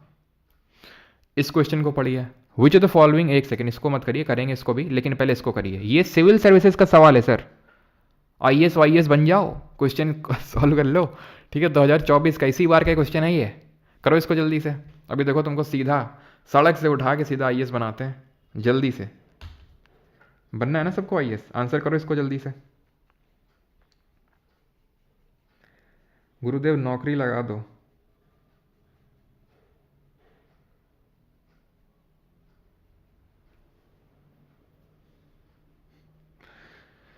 चलो भाई, तो storage of agricultural produce, dairy farm, mineral exploration, weaving cloth, तो सही आंसर क्या होगा? Storage of agriculture produce. भैया एग्रीकल्चर प्रोड्यूस को स्टोर करने का काम हो रहा है, उसको प्रोड्यूस करने का काम नहीं, मतलब प्रोड्यूस नहीं है। अगर प्रोड्यूस कर रहे होते तो क्या आता? प्रोड्यूस कर रहे होते तो आपका वो प्राइमरी सेक्टर आता, ठीक है। देन अगर बात करें dairy farm, primary sector, mineral exploration, ये क्या है आपका टर्शरी, और वेविंग क्लॉथ सेकेंडरी। तो भाई क्लॉथ की वेविंग हो रही है, कपड़े की बुनाई हो रही है। तो भाई हमने देखो, अगर कॉटन लिया, कॉटन एक्सट्रैक्ट कर रहे हैं एग्रीकल्चर, उसको बना रहे हैं सेकेंडरी, मैन्युफैक्चर कर रहे हैं, बिल्कुल सही है। मिनरल का एक्सप्लोरेशन कर रहे हैं भाई, खनिज की खोज कर रहे हैं, तो टर्शरी में नहीं, वो प्राइमरी में आएगा आपका, ठीक है।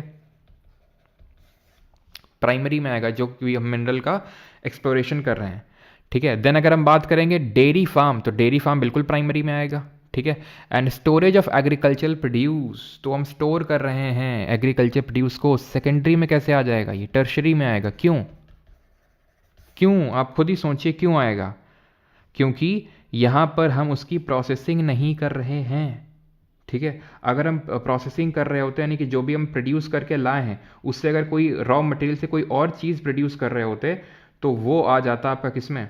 वो आ जाता क्या बोलते हैं, सेकेंडरी में। लेकिन यहाँ पर हम प्रोड्यूस कर रहे हैं, एक तरह से सर्विस प्रोवाइड कर रहे हैं, ठीक है। जो कोल्ड स्टोरेज होते हैं ये सब आपके टर्शरी सेक्टर में आएंगे। क्लियर है? तो आंसर क्या हो जाएगा? Only 2, option number B.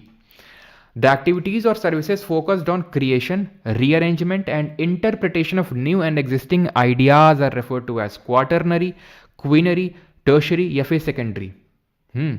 तो क्वाटरनरी में तो भाई नॉलेज बेस्ड एक्टिविटीज आ रही थी, ठीक है। जो नॉलेज बेस्ड एक्टिविटीज होती हैं वो आ रही थी, ठीक है। एंड यहां पर सही आंसर क्या होगा? यहां पर सही आंसर होगा क्वीनरी, बिकॉज ये आपके डिपेंड करते हैं किसमें? आइडियाज में। क्लियर है यहां तक? अरे नाचो, सही हो गया। नाचो बाद में, पहले ये वाला क्वेश्चन करो। ये सिविल सर्विसेज 2022 से क्वेश्चन है, ये अच्छा क्वेश्चन है, ये शायद आप नहीं कर पाओगे। करो, मतलब तुक्का तो मार ही सकते हो, मतलब मैं तो हिंट देता हूँ इसमें, ठीक है। तुक्के की हिंट दे रहा हूँ तुम्हें। मतलब एलिमिनेट द ऑड्स, मतलब ग्रुपिंग करो, यानी कि देखो कि कौन सिमिलर टाइप है और कौन अलग अलग टाइप है, उसके बेसिस पे ऑप्शन से खेलो। हिंट है आपके लिए, इस चीज़ को भी सीखो। हाँ 3 क्वेश्चन रह गया, मुझे पता है, वही करवा रहे हैं। उसमें अंशिका जी डिसीजन मेकिंग वाले आएंगे, ठीक है। अभी मैंने आपको बताया, ठीक है, जो आपकी इंटरप्रिटेशन ऑफ और जो न्यू और एग्जिस्टिंग आइडियाज़ है वो। अब देखो, फार्मर हार्वेस्टिंग देयर क्रॉप, जो किसान है वो अपनी फसल काट रहा है। Textile mill converting raw material into fabrics, कपड़ा मिलों का कच्चे कपास को कपड़े में बदलना। और commercial bank lending money to a trading company, एक वाणिज्यिक बैंक है किसी व्यापारी कंपनी को धनराशि उधार दे रही है। एक कॉर्पोरेट बॉडी है, इशू कर रही है रुपी डिनोमिनेटेड बॉन्ड्स ओवरसीज, ठीक है। तो ये पूछा है रियल सेक्टर। अब रियल सेक्टर तो हमने पढ़ा ही नहीं है, हमने तो प्राइमरी पढ़ा है, सेकेंडरी पढ़ा है, टर्शरी पढ़ा है, ठीक है। तो एक्चुअल में ये रियल सेक्टर का जो क्वेश्चन था ये भी सिविल सर्विसेज में पहली बार ही पूछा गया था। वैसे तो 2010 में एक क्वेश्चन पूछा गया था जहाँ पर रियल सेक्टर का जरा सा जिक्र था, ठीक है। और यहाँ पर एक तरह से पहली बार इस तरह से क्वेश्चन पूछा गया, ठीक है। तो रियल सेक्टर एक्चुअल में इकोनॉमी को हम फर्दर डिवाइड करते हैं जैसे कि रियल सेक्टर और फाइनेंशियल सेक्टर में।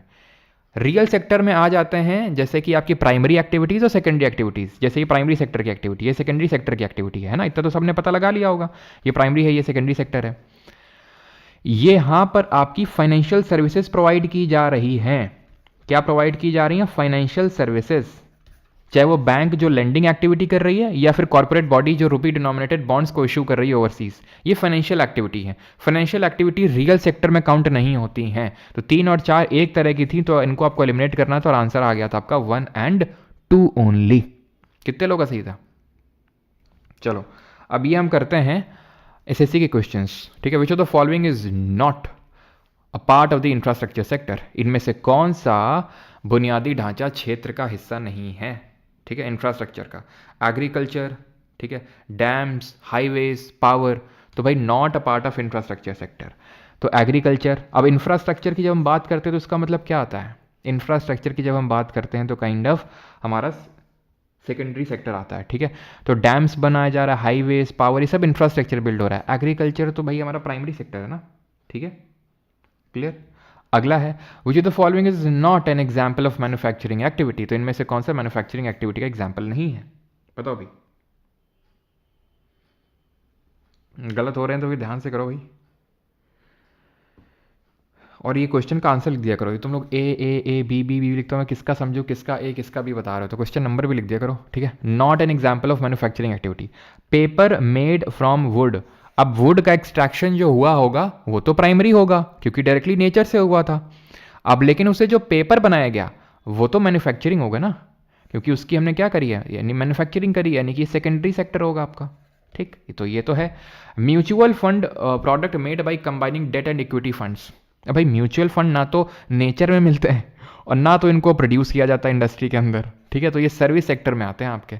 यान में धागा जो बनाया जाता है कॉटन से, अब कॉटन जो निकाला होगा वो प्राइमरी सेक्टर, अब उससे जो धागा बना रहे हैं वो secondary sector. Sugar made from sugarcane, यानी गन्ने के जो फसल खड़ी करी गई होगी वो प्राइमरी सेक्टर, और लेकिन उससे जब चीनी बनाई जा रही है इंडस्ट्री में वो आपकी चीनी मिल में, क्या बोलते हैं उसको, चीनी मिल में जो चीनी बनाई जा रही है वो इंडस्ट्री, और वो आपका सेकेंडरी सेक्टर में आएगा।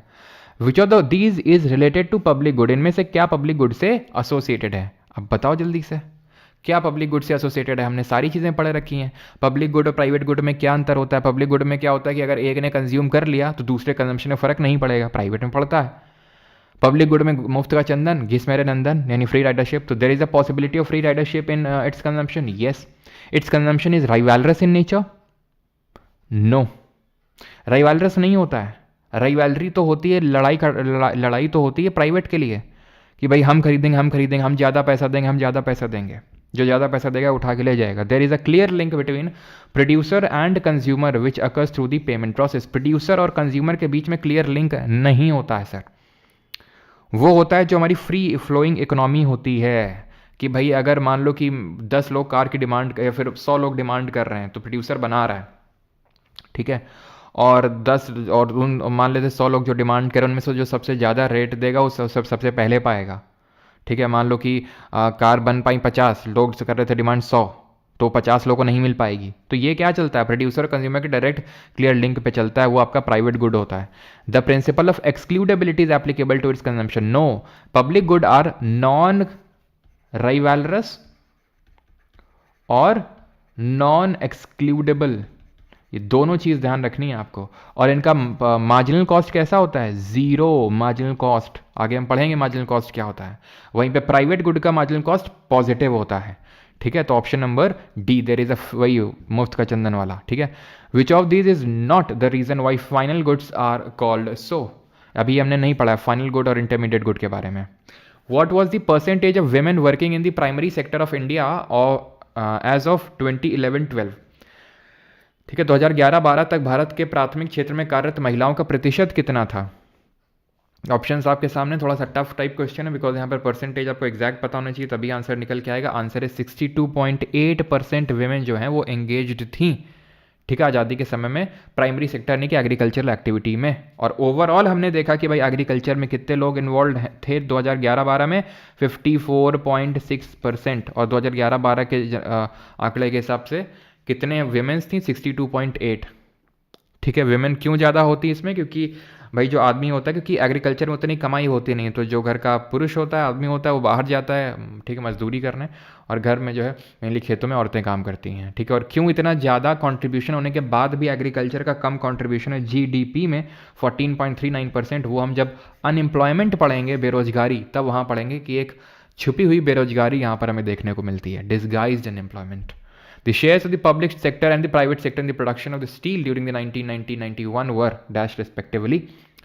तो पब्लिक सेक्टर और प्राइवेट सेक्टर का कितना यहाँ पर कंट्रीब्यूशन था स्टील प्रोडक्शन में। अच्छा स्टील, हाँ पढ़ तो चुके हम लोग केमिस्ट्री।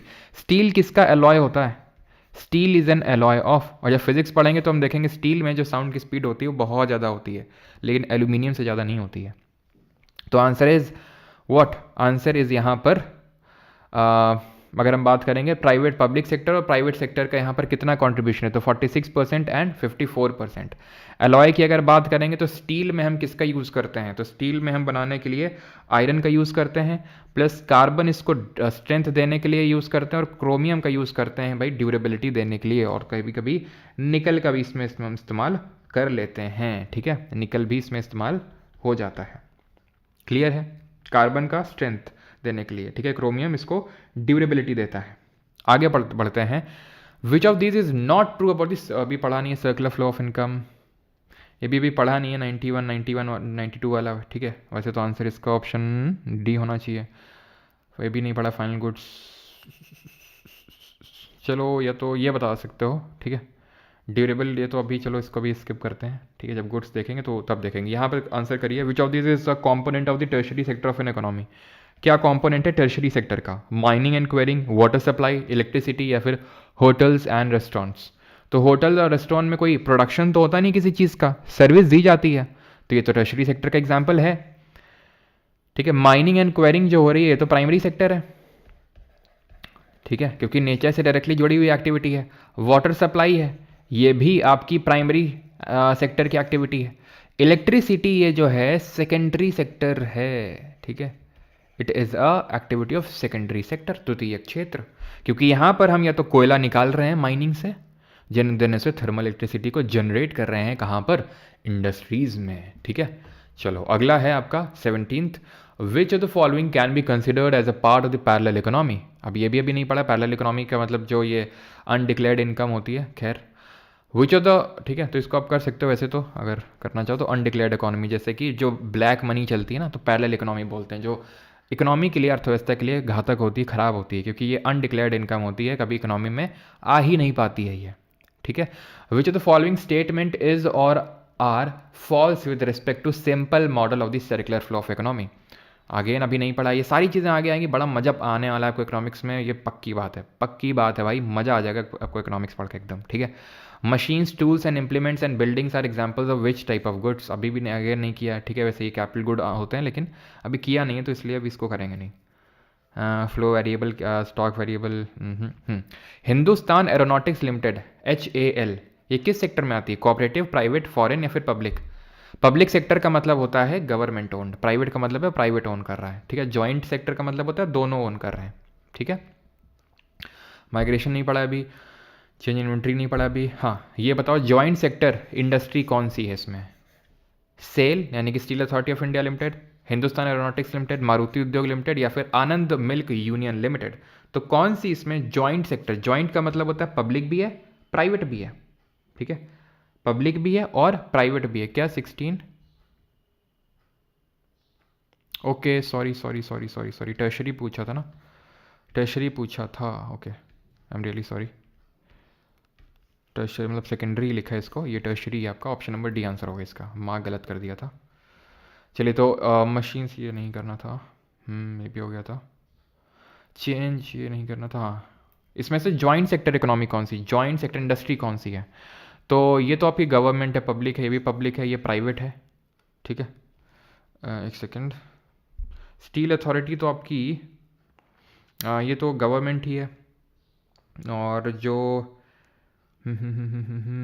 हिंदुस्तान एरोनॉटिक्स लिमिटेड है ये भी आपका गवर्नमेंट ओन्ड ही है, ठीक है। आई थिंक जितना तो मुझे याद है, सेल तो आपकी ये भी है, क्या बोलते हैं, महारत्न कंपनी भी है ना।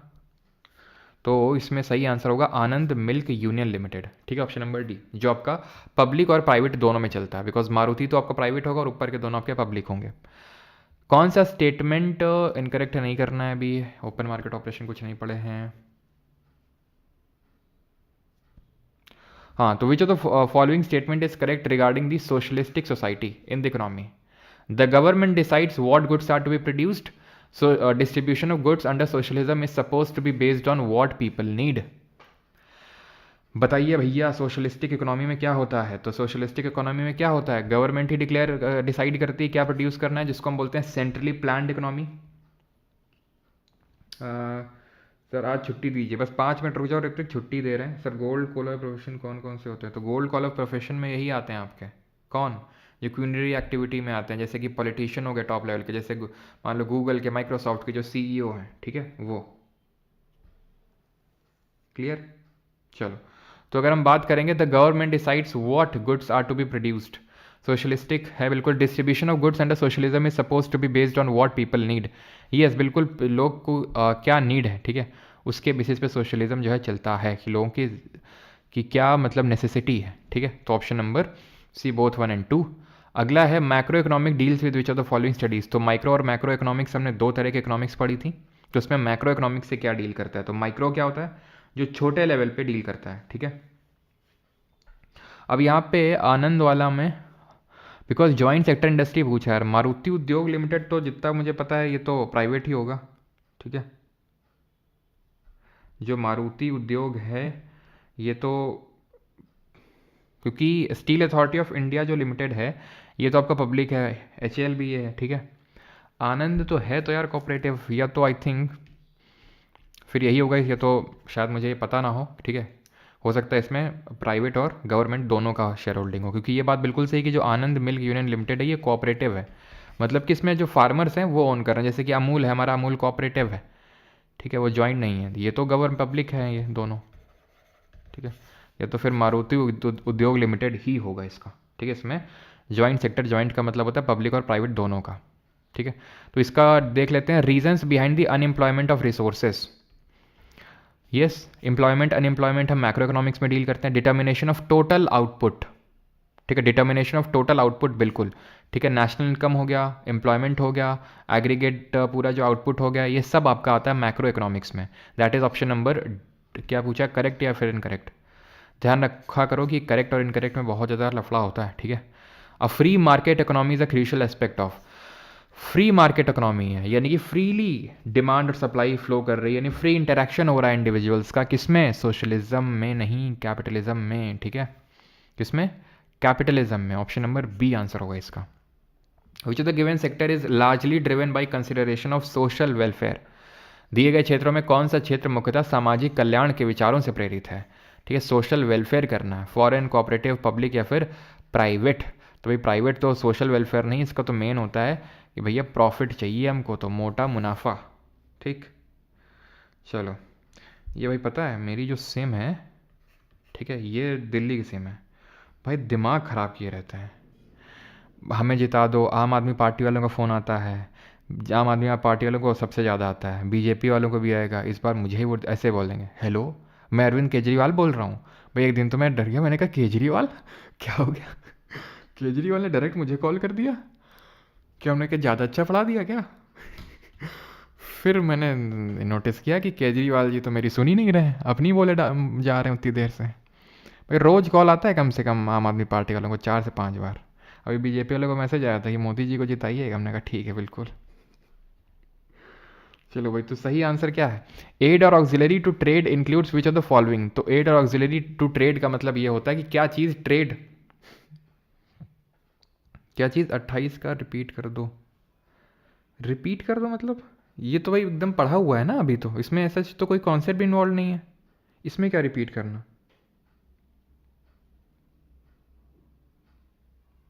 इसमें क्या रिपीट करना? फ्री मार्केट रिपीट करने का मतलब वही फिर से लेक्चर, फ्री मार्केट इकोनॉमी का मतलब है कि जहाँ पर फ्री मार्केट है, मैंने फ्री हैं सभी लोग, इंडस्ट्री खड़ा करने के लिए, बेचने के लिए और खरीदने के लिए। खरीदने के लिए तो फ्री रहते हैं वैसे भी, लेकिन बेचने के पर्पज से, तो उसको कैपिटलिज्म में होता है। ठीक है, तो एड और ऑक्सिलरी टू ट्रेड का मतलब होता है जो चीज़ ट्रेड में हेल्प करती है, जैसे कि वेयर हाउसिंग हो गई, ठीक है, ट्रांसपोर्ट हो गया, बैंकिंग हो गया, इंश्योरेंस हो गया, एडवर्टीजमेंट हो गया। ये सब क्या, ये चीज़ें वो होती हैं जो ट्रेड में क्या करती हैं, हेल्प करती हैं। ठीक है, चीज़ों को प्रोड्यूस किया जा रहा है, हेल्प हेल्प कहाँ हो रही भैया, ये तो अभी मेन पार्ट है। जब कोई चीज़ बनेगी नहीं, प्रोडक्शन ही नहीं होगा, तो फिर एड किसकी करी जाएगी, सहायता किसकी करी जाएगी? सेलिंग बाइंग, ये तो मेन कंपोनेंट होते हैं, प्रोडक्शन, बाइंग और सेलिंग। ठीक है, ये मेन जो होते हैं, मेन चीज़ें होती हैं, ये एड या ऑक्सिलरी नहीं होते हैं ट्रेड के। ठीक है, तो ये चीज़ ध्यान रखना है आपको। कौन कौन सी चीज़ें, ये चार और ये पांचवी जो लिखाई, पांच आपको ध्यान रखना है। ठीक है, पांच, ट्रांसपोर्ट, बैंकिंग, इंश्योरेंस, एडवर्टाइजमेंट और warehousing. What is the what is the what is the emigration of a significant proportion of a country's highly skilled and highly educated professional population to other countries offering better economic and social opportunities called? तो जब emigration हो जाता है, हमारे देश के highly skilled लोग, highly educated professional देश छोड़ के चले जाते हैं, उसको बोलते हैं ब्रेन ड्रेन। ब्रेन रॉट नहीं, ब्रेन रॉट क्या है, जो ऑक्सफोर्ड डिक्शनरी ने इस बार वर्ड ऑफ द ईयर इसको चुना है, क्या होता है इसका मतलब, क्यों? और आज करंट अफेयर करने वाले हम लोग, शाम को आना ज़रूर, ठीक है? मेरी करंट अफेयर की क्लास में जरूर से आना, ठीक है? तो ऑक्सफोर्ड जो डिक्शनरी है उसने ब्रेन रॉट को बन दिया है the word of the. Brain rot का मतलब ये जो तुम रीलें सटकाते रहते हो ना, ये खट खट खट खट खट चल रही हैं, रीलें पे रीलें चल रही हैं, उसके बाद थक गया हूँ अब, क्योंकि थक गया हूँ रील चला चला के, इसलिए चलो थोड़ी और रील चला लेता हूँ। तो वो होता है ब्रेन रॉट, जहाँ पे तुम्हारी एकदम इंटेलेक्चुअल कैपेबिलिटी खत्म हो जाती है। यस, दीप रंजन, मारुति उद्योग से जॉइंट सेक्टर, यस।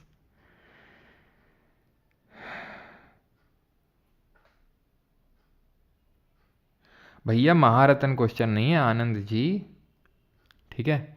यहाँ पर क्वेश्चन महारत्न नवरत्न का नहीं है कि भाई 2024 में हुआ था और 2023 का क्वेश्चन है, ऐसा महारत्न थोड़ी ना पूछा उसमें। उसमें पूछा जॉइंट सेक्टर कौन, मारुति वाला ही होगा उसका, ठीक है? In the context of economics where P, तो ईपीएफ क्या होता है, employment sir employ provident fund, ठीक है? एम्प्लॉय प्रोविडेंट फंड, तो ऑप्शन नंबर डी। चलो भैया, एम्प्लॉय प्रोविडेंट फंड। अगला क्वेश्चन करो, which the following is not important for individual health. Individual health के लिए क्या इंपॉर्टेंट नहीं है, social equality, public cleanliness, harmony या फिर पब्लिक ट्रांसपोर्ट। तो भाई ट्रांसपोर्ट ये थोड़ी ना हेल्थ के लिए इंपॉर्टेंट है, ठीक है? अभी पॉजिटिव और नेगेटिव इकोनॉमिक्स पढ़े नहीं है, ठीक है? Which branch of economics deals with the depletion of natural resources, stock and population, which are result of rapid economic development? Environmental economics, developmental, international या फिर public economics? तो मारुति में सुजुकी और लड़ाई से ये पार्टनरशिप है, तभी वो जॉइंट सेक्टर होगा, क्योंकि उसका आंसर है मारुति वाला ही होगा, ठीक है?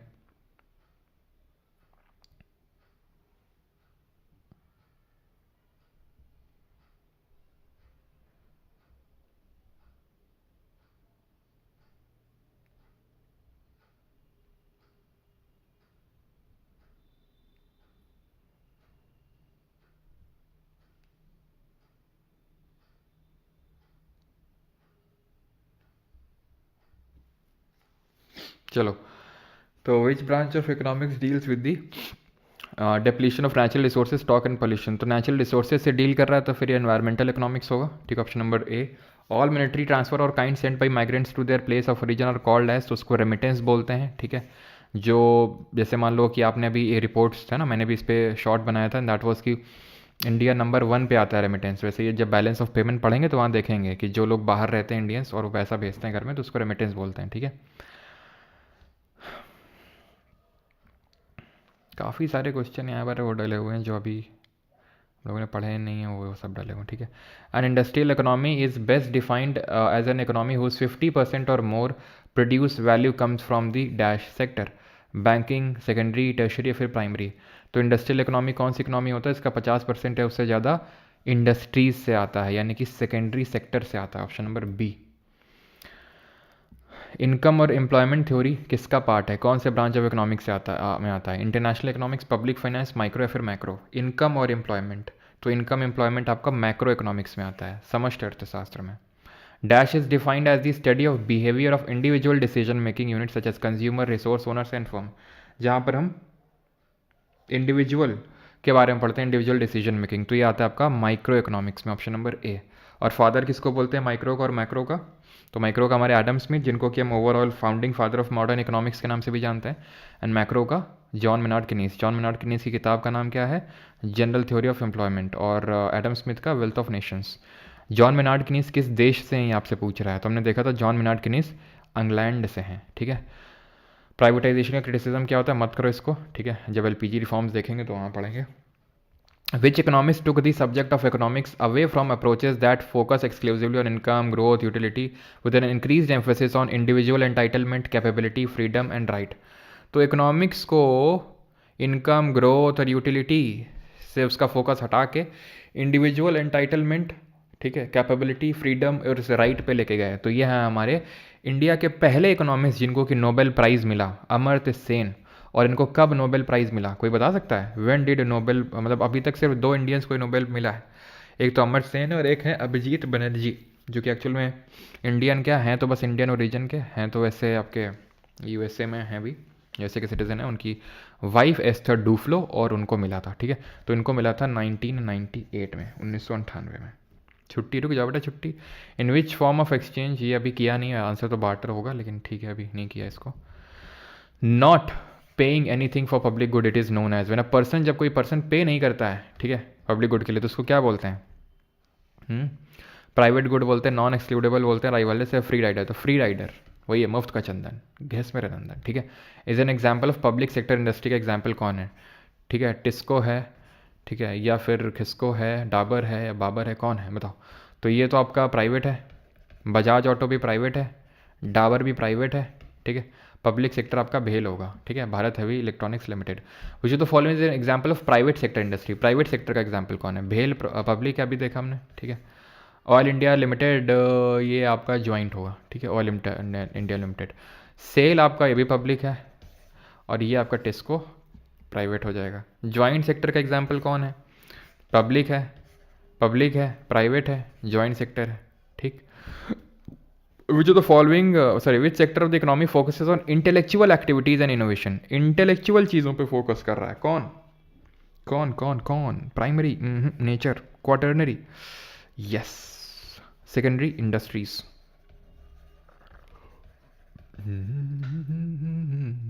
National defence roads government administration are example of which type of goods? तो किस तरह के गुड्स हैं? National defence, road, government administration, सब क्या है? रोड हो गया, गवर्नमेंट का प्रशासन हो गया, डिफेंस हो गया, ये सब पब्लिक गुड में आते हैं, जो कि नॉन राइवालरस होते हैं, जो नॉन एक्सक्लूडेबल होते हैं, जिनका मार्जिनल कॉस्ट 0 होता है। इन कैपिटलिस्टिक इकोनॉमी, जीडी 2024, the goods produced are distributed among people. तो जो गुड्स डिस्ट्रीब्यूट होते हैं पीपल के बीच में on the basis of what people need and on the basis of purchasing power, no, ये होता है आपका कैपिटलिस्टिक में। अच्छा, कैपिटलिस्टिक ही तो पूछा है, तो बिल्कुल सही हो जाएगा आपका, ठीक है। तो जितना आपका परचेजिंग पावर है उस हिसाब से आप गुड को खरीद सकते हैं, not on the basis of what people need but on the purchasing power. एक second, on the basis of what people need and on the basis of purchasing power, not on the basis of what people need but on the basis of purchasing power। yes, option number ए होगा, क्योंकि यार जिसको अगर मान लो need ही नहीं है, ठीक है, मान लो उसकी डिमांड ही नहीं है, तो फिर कोई क्यों प्रोड्यूस करेगा, ठीक है। अगर किसी चीज़ की कोई नीड ही नहीं है तो कोई चीज़ क्यों प्रोड्यूस करना चाहेगा। इकोनॉमिक्स 2 हफ्तों में कंप्लीट होगी अक्षय कुमार जी, ठीक है। Only on the basis of what people need, not on the basis of purchasing power. Purchasing power होनी चाहिए और भाई नीड भी होनी चाहिए उस चीज़ की, नहीं तो फिर कोई क्यों ही पार्टिसिपेट वो करेगा, ठीक है। चलो आगे बढ़ते हैं। और in the secondary sector what kind of activities are typically carried out? तो बस 2 क्वेश्चन और करो, उसके बाद छुट्टी करते हैं। कोई आ भी गया देखो यार, चलो पहले करो। In the secondary sector what kind of activities are typically carried out? Providing support services to industries, support services provide कर रहा हो, टर्शरी में आएगा, ठीक है। Growing crops and raising livestock, primary में आएगा। Producing finished good from raw material, ठीक है। एटीएम बूथ किस में आएंगे? तो एटीएम बूथ क्या कर रहे हैं? नेचर से कोई एक्टिविटी कर रहे हैं, कोई चीज़ प्रोड्यूस कर रहे हैं। कुछ लोग बोलेंगे हाँ सर, पैसा प्रोड्यूस कर रहे हैं। भैया पैसा प्रोड्यूस नहीं कर रहे हैं, पैसा बनता है जो गवर्नमेंट के जो मिंटिंग जो होते हैं, जहाँ पे नोट बनते हैं या फिर सिक्के बनते हैं, ठीक है। एटीएम बूथ सिर्फ सर्विस प्रोवाइड कर रहा है आपको पैसा देने की, तो सर्विस प्रोवाइड कर रहा है मतलब टर्शरी सेक्टर, ठीक है। Founding father of modern economics किसको बोलते हैं? तो मॉडर्न इकोनॉमिक्स का फाउंडिंग फादर बोलते हैं, अब कोई खड़ा होगा गेट पे, खड़ा रहने दो, ठीक है, Adam Smith. Option number A answer होगा, ठीक है। ट्रांसपोर्टेशन और स्टोरेज किस में आएगा आपका? जीडी 2024। तो ट्रांसपोर्ट कर रहे हो, स्टोरेज प्रोवाइड कर रहे हो, नेचर से तो जुड़ी एक्टिविटी है नहीं कोई, आप प्रोड्यूस तो कर नहीं रहे हो, ठीक है। सर्विस सेक्टर हो जाएगा ऑप्शन नंबर बी, सॉरी एक सेकेंड, सर्विस सेक्टर में ही आएगा आपका ये, ठीक। आगे बढ़ते हैं। Which of the following is और are example of public goods? Public good क्या है? डिफेंस या हाउस? तो भाई डिफेंस होता है आपका पब्लिक गुड, हाउस तो प्राइवेट गुड है, ठीक है, प्राइवेट गुड है आपका ये। तो आंसर क्या हो जाएगा? ओनली ए, ऑप्शन नंबर डी, ठीक है। ये आखिरी क्वेश्चन, कितने क्वेश्चन है भैया? ये क्वेश्चन खत्म क्यों नहीं होता है भैया? ठीक है, तो ये दीवार टूटती क्यों नहीं? चलो, तो which of the following statement is और are true about private goods? Rivalrous होते हैं कंजम्पशन में, यस। नॉन एक्सक्लूडेबल होते हैं, नो, ठीक है। एक्सक्लूडेबल होते हैं। नेगेटिव मार्जिनल कॉस्ट होता है, नो। पॉजिटिव होता है, मैंने पढ़ाया था आपको, ठीक है। तो only one. CPO 2024 second shift. 2011-12 में what percentage of Indian workforce was engaged in secondary sector? तो देखो इंडियन सेक्टर का कितना सेकेंडरी सेक्टर में था इंडियन वर्कफोर्स का? तो 24.3%। याद है आपको? 54.6%, 24.3% और 21%, ये था पार्टिसिपेशन, ठीक है। और जीडीपी में कंट्रीब्यूशन का कितना था? तो ये था 14.39%, 31.46%, 54.15%, ठीक है। ये जीडीपी में कंट्रीब्यूशन था। क्लियर? ठीक है। अब यार आप खुद से कर सकते हैं आई थिंक ये सब, तो है ना, वही सेम बार बार रिपीटेड है। तो यहाँ पे लेक्चर को करते हैं ख़त्म। और जिसको कोर्स में एनरोल करना है, बिकॉज कोर्स में आपका लाइव फ्री स्ट्रीमिंग होती है यूट्यूब पे। अगर आपको रिकॉर्डिंग चाहिए क्लासेस की तो आप रिकॉर्डिंग ले सकते हैं, ठीक है। एप्लीकेशन या फिर वेबसाइट से, लिंक डिस्क्रिप्शन में है, वहाँ पर आपको recorded lecture, class notes and जो क्विजेज़ वगैरह हैं वो मिलेंगे, ठीक है। एंड कंप्यूटर भी इसी के लिए है, जो CHSL मेंस और CGL मेंस को टारगेट करते हुए। बाकी जो लोग दिल्ली पुलिस की तैयारी कर रहे हैं उनके लिए अगर कंप्यूटर चाहिए आपको, तो आप कंप्यूटर अलग से बैच बन चुका है, उसमें आप कंप्यूटर कोड का यूज़ करिएगा सर, ठीक है। कंप्यूटर या फिर GK, इन दोनों में से कोई कोड है, वो सिर्फ वही लोग अप्लाई कर सकते हैं जिनका GK वाले बैच में एनरोलमेंट है, और उनको 50% डिस्काउंट मिल जाएगा उस बैच में, ठीक है। जो लोग इस बैच में हैं, GK वाले बैच में, तो कंप्यूटर कोड का यूज़ कर लीजिएगा या फिर GK, इन्हीं दोनों में से कोई एक कोड होगा। सर टूर्नामेंट कब से होगा? हमें भी आना है। हरीराम यादव। टूर्नामेंट यार अगले वीक, मतलब इसी सैटरडे, ये जो इस वीक का जो सैटरडे है उसी से स्टार्ट होने वाला है। 2 दिन होगा वॉलीबॉल का और फिर होगा क्रिकेट का, ठीक है। अभी देखते हैं, क्योंकि पहली बार है, अरेंज करना सारी चीज़ें काफ़ी, मतलब सोचा था कि हो जाएगा आसानी से, लेकिन बहुत सारी चीज़ें इन्वॉल्व होती हैं। पोस्टर्स छपवाना, बैनर्स बनवाना, ठीक है, सो दैट टीम्स को इनवाइट हों, टीम्स को जाके बाकी जगहों में इनवाइट करना, ठीक है। जो थोड़ा चीफ गेस्ट वगैरह आएंगे उनके लिए कुछ वो क्या होता है उसको, मोमेंटो क्या बोलते हैं, शॉल वगैरह, वो जो जीतेंगे daily man of the match उनके लिए कुछ, ठीक है। देन एट द एंड जो, मतलब जैसे नहीं IPL में होता है बड़ा सा चेक होता है, देखा होगा तुमने, हाँ, तो वो बनवाया है, ठीक है, वो देंगे जो लास्ट में जो टीम जीतेगी। वॉलीबॉल के लिए भी एंड क्रिकेट के लिए भी, मैन ऑफ द सीरीज, सारी चीज़ें, पूरा जो किट होता है, बैट बॉल नेट, न जाने क्या क्या सारी चीज़ें, तो काफ़ी है। तो अभी अगर इस बार अच्छा हो जाता है तो फिर अगली बार से लड़कियों के लिए भी करवाएंगे बैडमिंटन और बच्चों के लिए करवाएंगे चेस। पूरा ओलंपिक्स बना दूंगा। मिनी ओलंपिक्स चलेगा मेरे गांव में, ठीक है। फिर तुम लोगों को चीफ गेस्ट बनाऊंगा मैं, ठीक है, चीफ गेस्ट के तौर पे आना।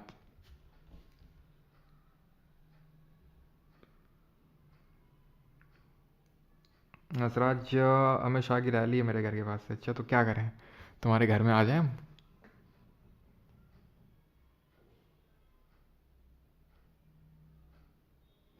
$63.08 होगा पार्टिसिपेशन। कौन सा क्वेश्चन है?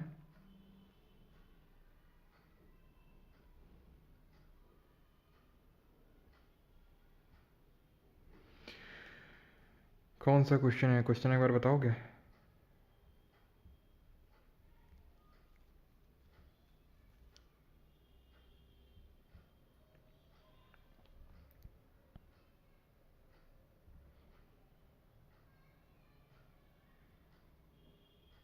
ये वाला है।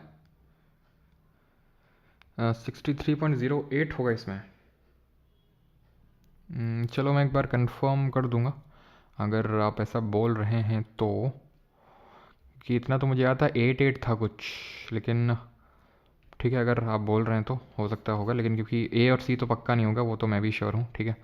लेकिन ये 88 में थोड़ा सा मुझे था। अगर ऐसा है तो एक बार चलो मैं चेक कर लूँगा, बाकी चलो अभी आप ऑप्शन नंबर बी टिक कर सकते हो, है ना।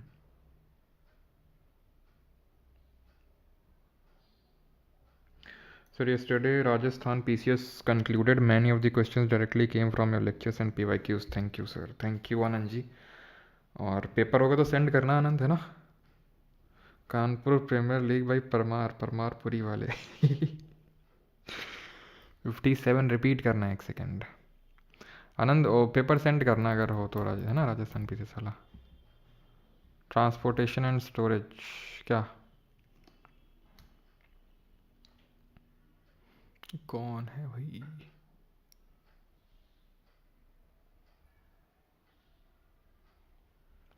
क्या इसमें क्वेश्चन ट्रांसपोर्टेशन एंड स्टोरेज? तो ये तो secondary sector, tertiary. Okay, tertiary भी है क्या ऑप्शन में? दोनों है क्या? ओके ओके ओके, दोनों ऑप्शन में है, क्योंकि हम एक्चुअल में ट्रांसपोर्टेशन मतलब जो टर्शरी सेक्टर है उसको सर्विस सेक्टर के नाम से भी जानते हैं, इसलिए हमने सर्विस टिक कर दिया। लेकिन जैसे हम प्राइमरी सेक्टर को एग्रीकल्चर सेक्टर बोलते हैं, लेकिन माइनिंग को हम एग्रीकल्चर सेक्टर थोड़ी ना बोल देंगे, माइनिंग को तो प्राइमरी बोलेंगे। तो उसी तरह से ट्रांसपोर्टेशन और स्टोरेज जो है आपका, ये आपका टर्शरी सेक्टर बेटर ऑप्शन होगा। अगर टर्शरी ना होता तो सर्विसेज भी हो सकता था, ठीक है।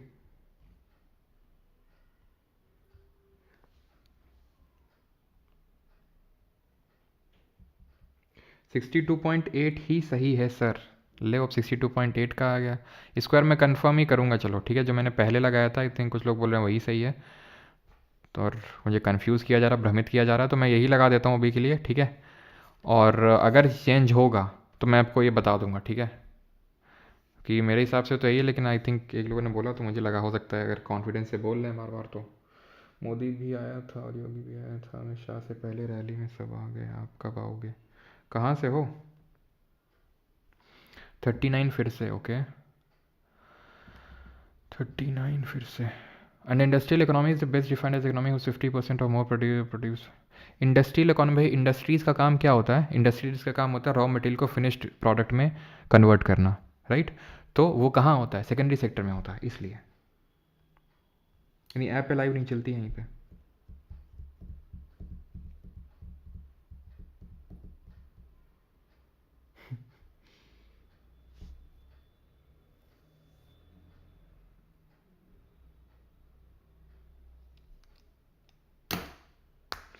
लोकेश कहाँ सेंड करना है? ये जो नंबर है ना, इसी में तो सेंड कर देना, ठीक है। मेरा तो ऐसा कोई नंबर नहीं है। ये वाला जो नंबर है ना, ये वाला जो लिखा है, मतलब मेरा नहीं, जो क्वेरी नंबर है ये वो है, ठीक है। तो इसमें आप भेज सकते हो, है ना, ये जो लिखा हुआ है।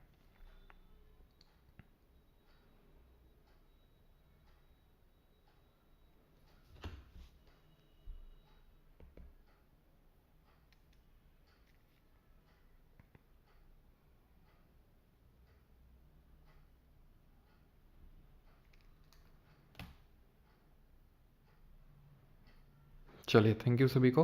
मिलते हैं कल, और रेगुलर रहना, ठीक है। लेक्चर्स में डेली, ऐसा नहीं कि एक दिन आ गया और बाकी दिन नहीं आए।